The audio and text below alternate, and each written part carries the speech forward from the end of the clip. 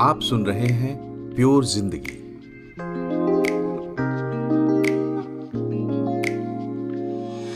नमस्कार, मैं हूं मनोज श्रीवास्तव और आज हम बात करेंगे प्रोपेगेंडा की। एपिसोड शुरू करने से पहले एक डिस्क्लेमर। प्रोपेगेंडा को आज भी कई कल्चर्स में लेजिट और पॉजिटिव कम्युनिकेशन टूल माना जाता है। इस एपिसोड का मकसद प्रोपेगेंडा को इसेंशियली बुरा साबित करना नहीं है। Repeat a lie often enough and it becomes the truth. किसी झूठ को इतनी बार दोहराओ कि वो सच बन जाए।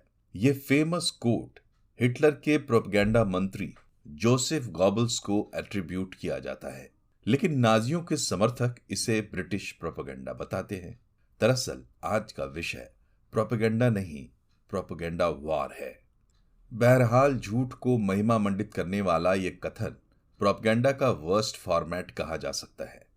झूठ की मिलावट ने प्रोपेगेंडा को खलनायक बना दिया है, लेकिन प्रोपेगेंडा की शुरुआत काफी अलग मायनों में हुई थी।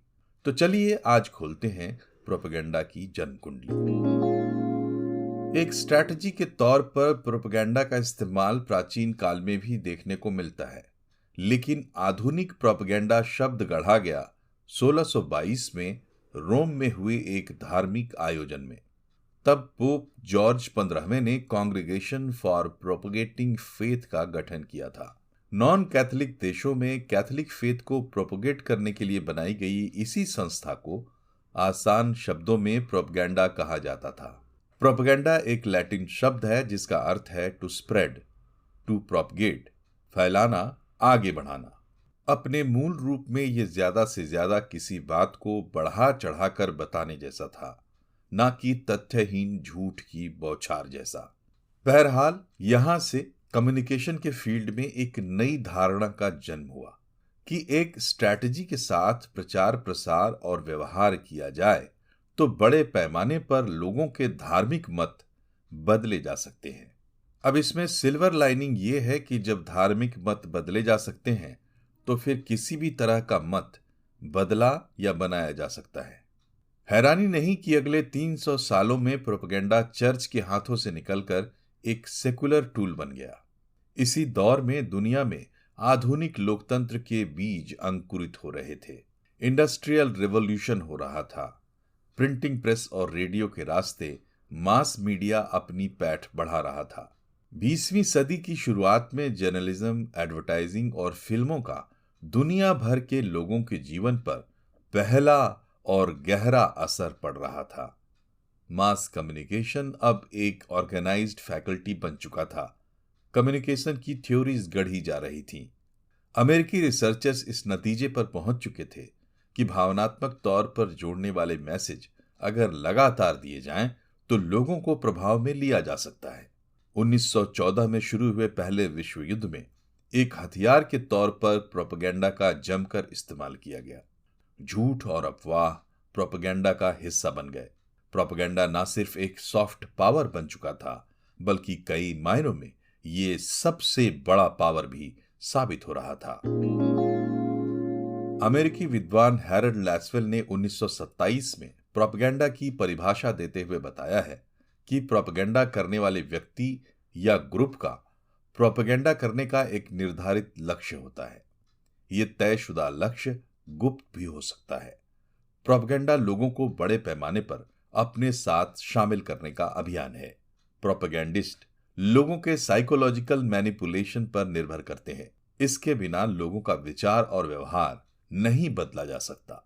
इसके लिए प्रोपेगेंडिस्ट पहले खुद उन विचारों और व्यवहार का प्रदर्शन करते हैं जैसा वो दूसरों से करवाना चाहते हैं।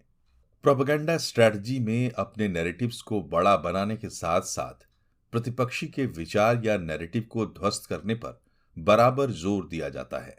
इसमें संचार के हर माध्यम का इस्तेमाल किया जाता है। आज सोशल मीडिया के जमाने में हम अपनी आंखों के सामने नैरेटिव्स की लड़ाई देख रहे हैं। सच और झूठ का फर्क मिटता हुआ देख रहे हैं।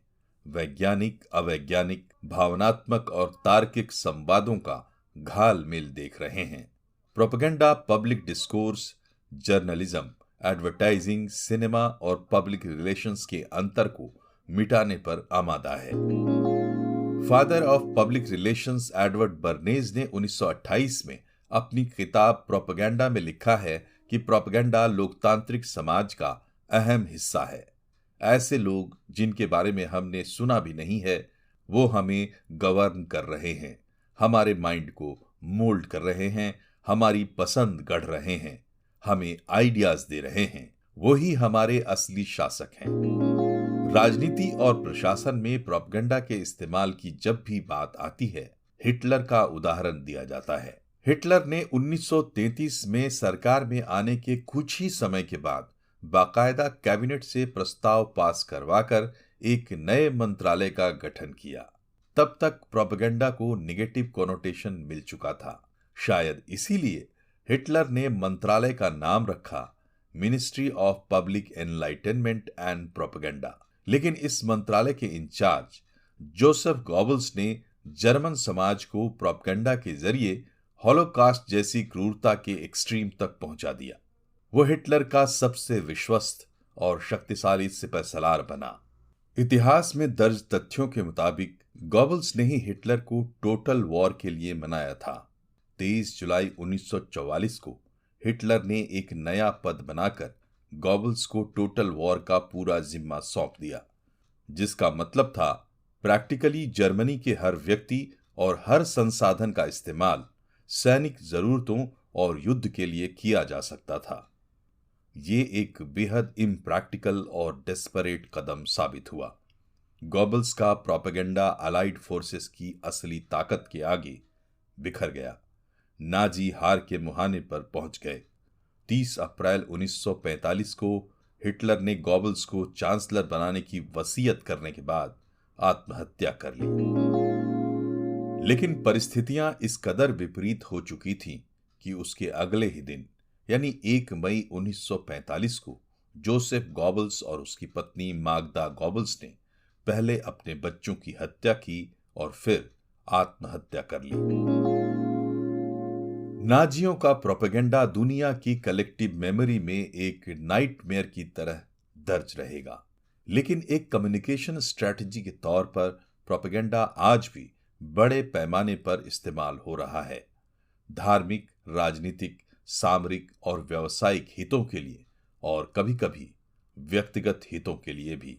प्रोपेगेंडा की थ्योरीज हैं, टाइप्स हैं, टेक्निक्स हैं, मॉडल्स हैं और पढ़ाई भी है। युद्ध और शांतिकाल में दुश्मन देशों के खिलाफ प्रोपेगेंडा को बहुत आसानी से स्वीकार किया जाता है। लेकिन प्रोपेगेंडा रेगुलर कम्युनिकेशन फैकल्टी नहीं है।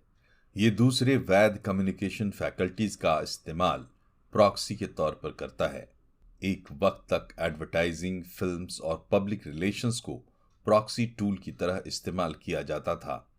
तथ्यों पर आधारित होने के चलते जर्नलिज्म प्रॉक्सी नहीं बन सकता था। लेकिन फेक न्यूज के नॉर्मलाइजेशन ने ये दरवाजा भी खोल दिया है।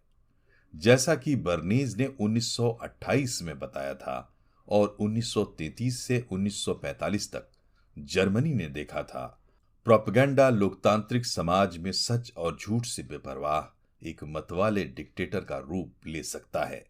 जबकि नाजियों से सीखने लायक सबक ये है कि झूठ और ढपोरशंखी प्रोपेगेंडा एक सीमा के बाद बुरी तरह बैकफायर भी कर सकता है।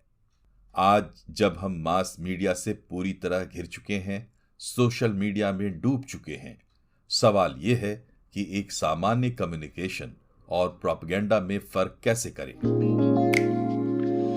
अमेरिकी विदुषी और एजुकेटर रेनी हॉब्स ने प्रोपेगेंडा की 4 कॉमन कैरेक्टरिस्टिक्स बताई हैं। पहला, ये स्ट्रॉन्ग इमोशंस एक्टिवेट करता है। दूसरा, प्रोपेगेंडा जटिल बातों को भी सामान्य और आसान बनाकर परोसता है। तीसरा, प्रोपेगेंडा टारगेट ऑडियंस की आशाओं, डर और सपनों से खेलता है। और चौथा, ये विपक्षियों पर तीखे हमले करता है। ये सब सुनकर आपके मन में कुछ सवाल पैदा हो सकते हैं कि क्या एडवर्टाइजिंग से लेकर पॉलिटिक्स तक हम प्रोपेगेंडा से घिरे हुए हैं?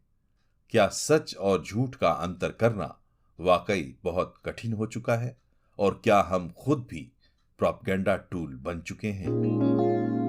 इन सवालों पर आप जरूर विचार करें और मेरे पॉडकास्ट को फॉलो करें ताकि मुझे भी ऐसे और सवालों के जवाब ढूंढने की प्रेरणा मिले। नमस्कार।